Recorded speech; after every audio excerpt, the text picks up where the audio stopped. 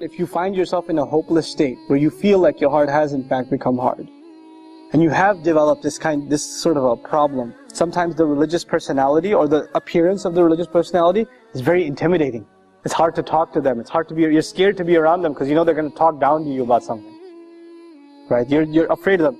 Sisters that don't wear hijab, they cross the street and go the other way. Oh, there she comes again, hijab police. Right? She's going to tell me something. She's going to say something.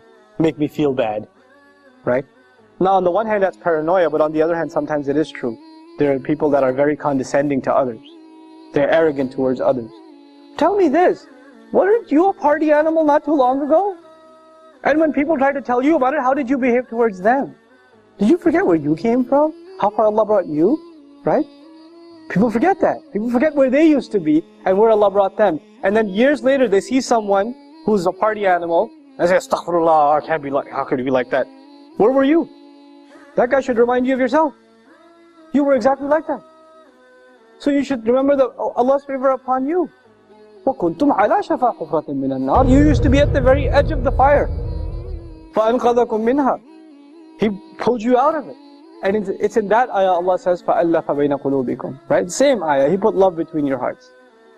To have love between your hearts, you have to remember you used to be at the fire's edge yourself. And you got pulled back, and it wasn't because of you. It's not because you're a really smart person, and that's why you deserve to be pulled back. Whose favor was it to you? It was Allah's favor to you. How dare you look at somebody else and think like that? Right? This arrogance is a horrible thing. It'll wipe out all the goodness out of it. It'll wipe all the goodness out of it. And it is most of the time our youth who end up into heated debates about whatever, if it's a theology issue, if it's a fiqh issue, if it's an MSA presidency, I don't care what the issue is. Doesn't even matter. You know usually what the root problem of the debate is? It's ego. It's a big ego. That's all it is. People talking about scholars like they're talking about some athlete. You know, that guy, I don't like him. I don't like what he says. Excuse me? Do you know what journey he made for the sake of Allah? Even if you disagree with him, the fact that he left his home, whoever that scholar is, and traveled halfway across the world to seek knowledge, and spent nights and nights and nights praying and memorizing and studying, you're going to just pass a comment on him like, oh, I don't like what he says, I think he's deviant. How dare you? What have you done?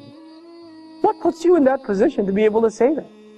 And you know, if you disagree with a Muslim and you think they're wrong, what should be your first attitude towards them?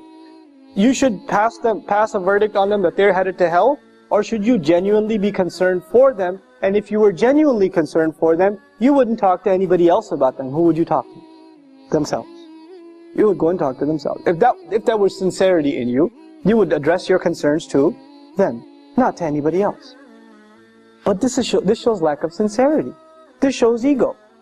This shows you've got your team, you're rooting for your side, and you're just gonna make comments about the other. That's immature, arrogant, egotist. This is what it is. واعتصموا بحبل الله جميعا ولا تفرقوا واذكروا نعمة الله عليكم إذ كنتم أعداء فألف بين قلوبكم فأصبحتم بنعمته